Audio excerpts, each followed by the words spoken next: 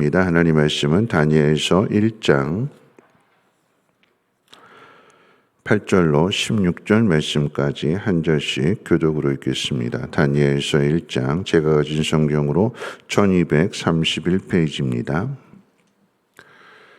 다니엘서 1장 8절로 16절까지 한 절씩 교독으로 읽겠습니다. 다니엘은 뜻을 정하여 왕의 음식과 그가 마시는 포도주로 자기를 더럽히지 아니하리라 하고 자기를 더럽히지 아니하도록 환관장에게 구하니 하나님이 다니엘로 하여금 환관장에게 은혜와 긍휼을 얻게 하신지라.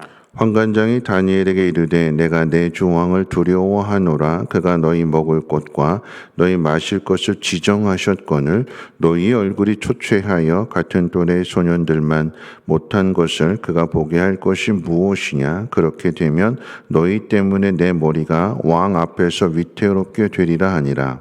환관장이 다니엘과 하나냐와 미사엘과 아사라를 감독하게 한 자에게 다니엘이 말하되 청하오니 당신의 종들을 열흘 동안 시험하여 채식을 주어 먹게 하고 물을 주어 마시게 한 후에 당신 앞에서 우리의 얼굴과 왕의 음식을 먹는 소녀들의 얼굴을 비교하여 보아서 당신이 보는 대로 종들에게 행하소서 하매 그가 그들의 말을 따라 열흘 동안 시험하더니 열흘 후에 그들의 얼굴이 더욱 아름답고 살이 더욱 윤택하여 왕의 음식을 먹는 다른 소년들보다 더 좋아 보인지라.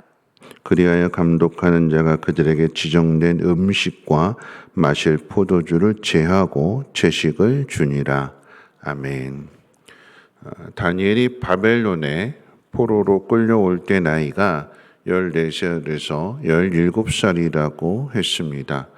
어떤 생각이나 사상이 정립되지 않은 그런 사춘기의 나이라고 할 수도 있을 것인데 바벨론의 왕의 명령에 따라서 다니엘을 비롯한 세 친구가 왕궁 학교에 입학하게 되었습니다. 3년의 과정을 마친 후에 왕 앞에 서서 시험을 본 후에 합격이 되면 바벨론 왕의 신하가 될 수 있는 길이 열려졌습니다. 자신의 미래만을 생각한다면 이런 기회도 없는 거죠. 포로로 더군다나 포로로 잡혀온 이방인들에게는 더할 나위 없는 기회가 될 것입니다. 그렇기 때문에 바벨론의 귀족의 자녀들보다도 더 열심히 공부를 해야 될 것이고 왕의 명령을 따라야 될 것입니다. 그런데 오늘 본문 말씀 가운데 보면 다니엘은 뜻을 정하여 왕이 주는 음식과 포도주를 먹지 않겠다고 말을 합니다. 자기를 더럽히지 않겠다라고 하는 이유에서 그렇게 뜻을 정했습니다. 왕에게 잘 보여서 왕에게 인정을 받고 왕이 제출하는 그런 시험 문제들을 잘 풀어서 합격해야 되는데 왕이 주는 음식과 포도주를 마시지 않겠다라고 하는 것은 세상의 기준으로 생각해 본다면 이해할 수 없는 행동일 것입니다. 우리는 쉽게 하나님 믿는 사람이기 때문에 하나님을 위해서 그렇게 했다고 말할 수 있겠지만 그런데 막상 우리 보고 그렇게 하라고 한다면 쉽게 할 수 없는 행동들입니다. 예를 들어서 내 자녀가 학교에 입학해서 학교장의 추천을 받아야 되는데 그래야 좋은 대학도 갈 수 있고 좋은 직장에 취직도 할 수 있는데 그런데 학교장의 명령을 거역하는 행동을 한다면 여러분 그 자녀들에게 잘했다고 칭찬하겠어요? 아니면 왜 그랬느냐고 질책을 하겠어요? 쉽지 않은 이야기이죠. 또 이러한 결단을 내릴 때에 물론 이 왕궁 학교에는 다니엘과 사드락 메삭 아벳느고 이 세 친구 합해서 4명의 이름만 언급되어져 있는데 예를 들어서 나 혼자 그런 결정을 하게 되고 같은 처지에 있는 그런 다른 사람들은 결정을 하지 않았다라고 한다면 나는 내 신앙을 가지고 이런 결정을 했을 때에 그럼 다른 친구들이 생각할 때 왜 너만 유별나게 유독 그렇게 하느냐? 왜 우리 입장을 생각하지 않고 너 혼자 튀려고 하느냐? 그러면서 왕따를 시키고 미워하고 그런 일들을 겪게 되지 않을까요? 한 걸음 더 나가서 이런 일들을 행했을 때 오늘 본문 가운데도 보면 이들을 관리 감독해야 될 이 환관장이 너희들이 그래서 얼굴이 초췌해지게 되면 왕이 나에게 관리 감독의 책임을 물어서 추궁한다면 내 목숨은 죽은 목숨이나 다름없다. 왜 내가 그렇게 해야 되느냐? 그런데 하나님께서 이 환관장에게 은혜를 베풀어 주셔서 마음이 유하여지게 되고 그리고 결국은 이 일을 허락하게 되는데 한 사람의 내 결단으로 인해서 다른 사람의 목숨을 위태롭게 할 수도 있는 그런 뜻이요 그런 결단입니다. 쉽지 않은 거죠. 그럼에도 불구하고 다니엘과 이 세 친구들은 결단을 했다고 했습니다. 오늘 우리들이 직장에서 겪게 되는 또 사회생활하면서 겪게 되는 문제들일 것입니다. 지난 주일에도 안식일에 대한 주일을 지키는 문제에 대해서 말씀을 전했을 때에 여러분 많은 사람들이 뭐 회사가 어려운 문제를 겪으면서 다 주일날 일해야 되는데 거기에 난 예수 믿겠다고 쏙 빠져나가게 되면 여러분 그 안에도 분명 예수 믿는 사람들이 있을 것이고 직장에 나온 사람들이 있는데 누가 더 욕할까요?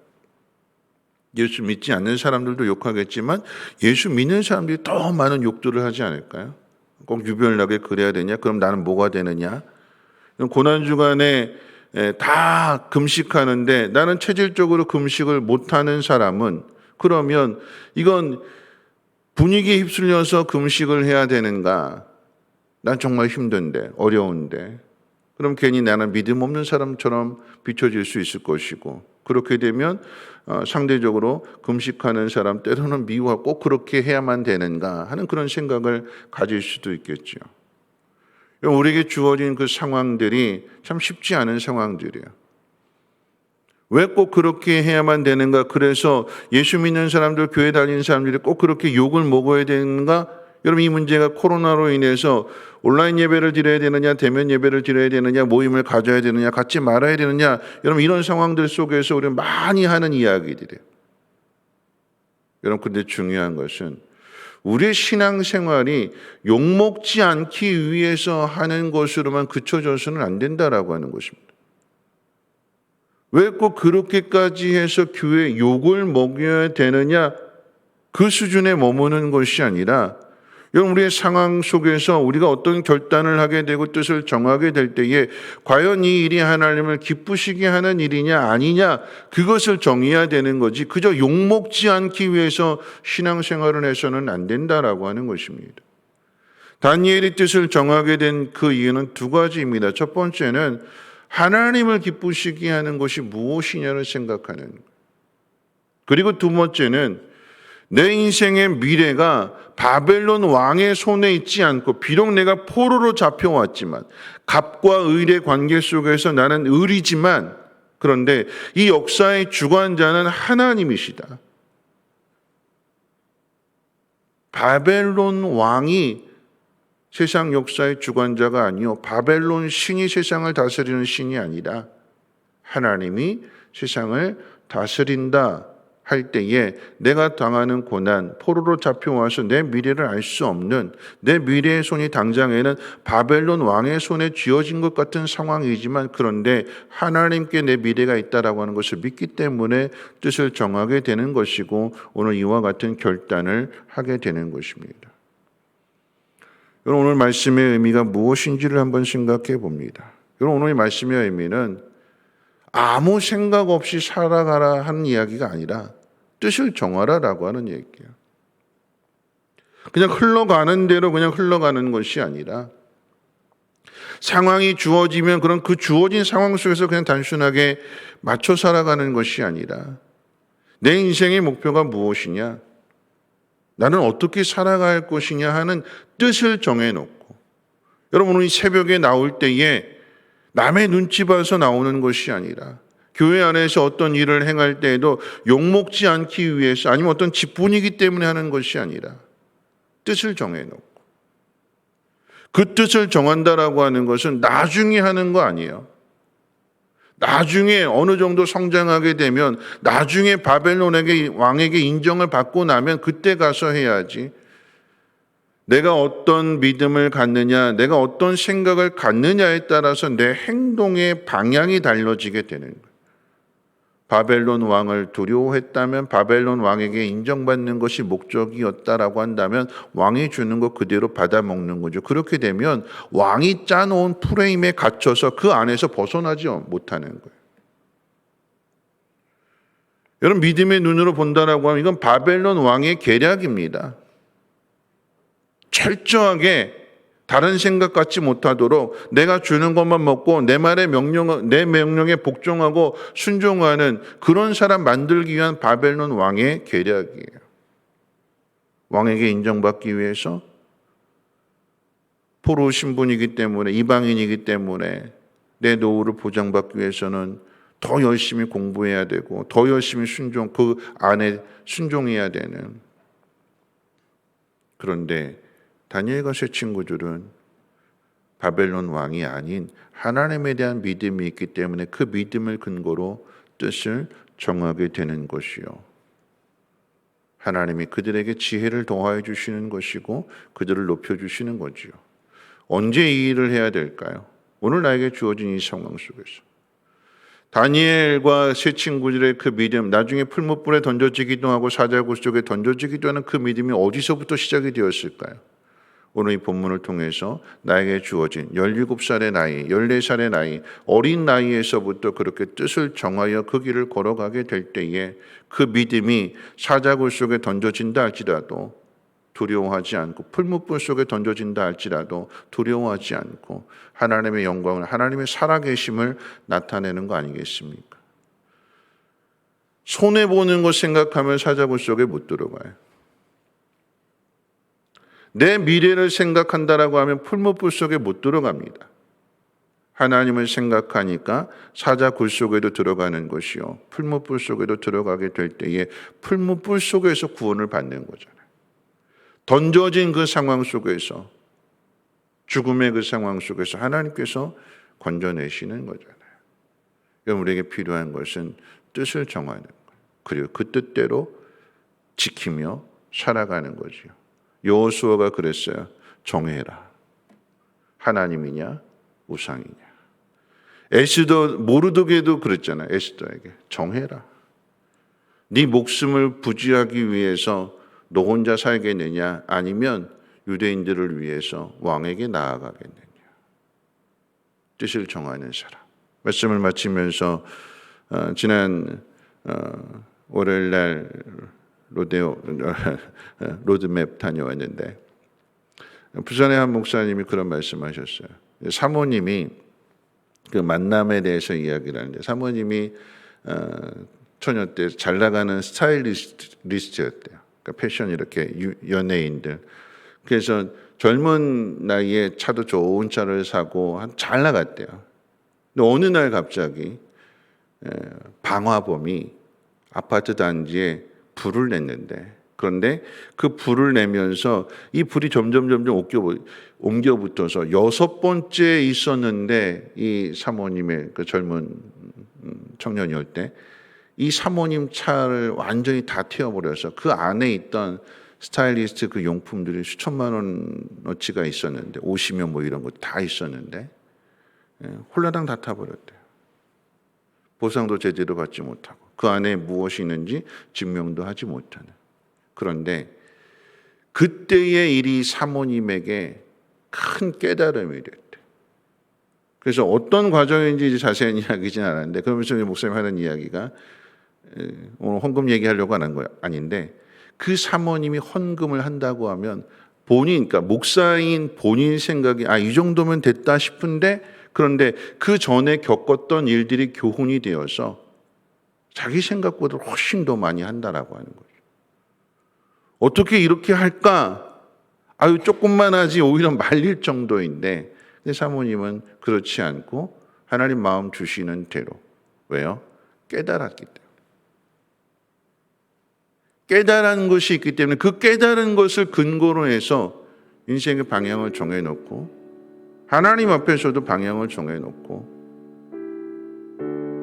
그렇게 결단하면서 걸어가는. 다니엘을 비롯한 이 세 친구들이 포로로 잡혀가는 이 과정 속에서 뭘 깨달았을까요? 왜 하나님의 백성이 포로로 잡혀오게 되었을까?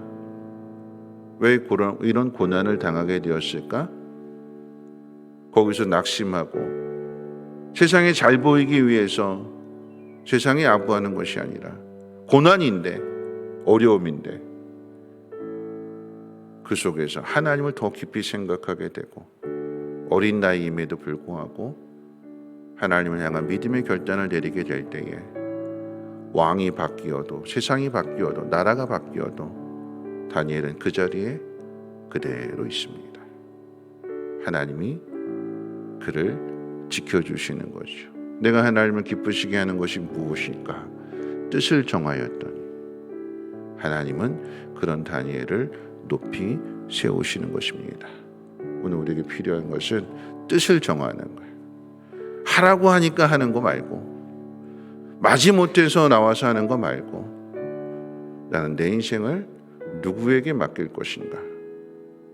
뜻을 정해서 하나님을 기쁘시게 하는 삶을 선택한다면 하나님 여러분들을 지켜주시고 여러분들에게 하나님의 그 크신 능력을 나타내실 것이며 세상 가운데 하나님의 영광을 나타내실 것입니다. 욕먹지 않기 위해서가 아니라 하나님을 기쁘시게 하는 일에 힘쓸 수 있는 저와 여러분들 되시기를 주님의 이름으로 부탁을 드립니다. 우리 찬송가 95장 찬송하신 후에 함께 통성으로 기도합니다.